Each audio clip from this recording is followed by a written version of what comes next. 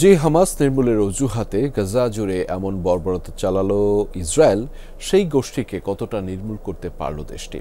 বাস্তবতা বলছে হাজারো মানুষের মৃত্যুর পরও দমে যায়নি স্বাধীনতাকামীরা। এখনও ইসরায়েলি ভূখণ্ডে হামলা চালিয়ে জানান দিচ্ছে অস্তিত্ব। যুক্তরাষ্ট্রের দাবি, সামরিক অভিযান চালিয়ে হামাসকে নির্মূল করা অসম্ভব। হামাস বলছে 15 মাসেও লক্ষ্য অর্জনে ব্যর্থ নেতানিয়াহু।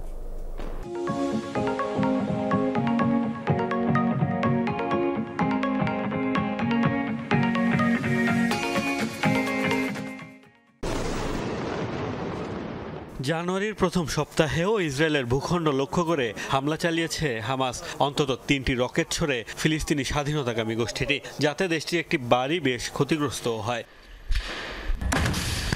এ স্থল অভিযানেও নিয়মিত প্রতিরোধ গড়ে তুলছে হামাস যোদ্ধারা। নতুন বছর ফিলিস্তিনিদের হামলায় বেশ কয়েকজন ইসরায়েলি সেনাও হতাহত হয়েছে। ইসমাইল হানিয়া, ইয়াহিয়া সিনোয়ার সহ হামাসের প্রায় সব শীর্ষ নেতাকে হত্যার পরও নিয়মিত প্রতিরোধ গড়ে তুলছে গোষ্ঠীটি।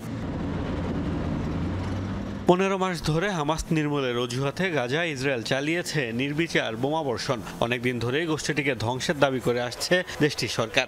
হামাসকে কতটা ধ্বংস করতে পারল ইসরায়েল? যুক্তরাষ্ট্র বলছে সামরিক অভিযানে হামাসকে ধ্বংস করা সম্ভব নয়। ব্লিংকেনের দাবি, চলমান যুদ্ধে যে কয়জন সদস্য হারিয়েছে তারা, এরই মধ্যে ততজন নতুন সদস্য নিয়োগও করেছে গোষ্ঠীটি। আমরা দীর্ঘদিন ধরে ইসরায়েলি সরকারকে বলে আসছি, শুধুমাত্র সামরিক অভিযান চালিয়ে হামাসকে পরাজিত করা সম্ভব নয়। উত্তর গাজায় দেখুন, যতবারই অভিযান শেষে ইসরায়েলি সেনারা ফিরে গেছে, ততবারই নতুন করে হামাস সুসংগঠিত ও পুনর্গঠিত হয়েছে। হামাস এই যুদ্ধে যত সদস্য হারিয়েছে, আবার ঠিক ততজনকে নতুন করে নিয়োগ দিয়েছে।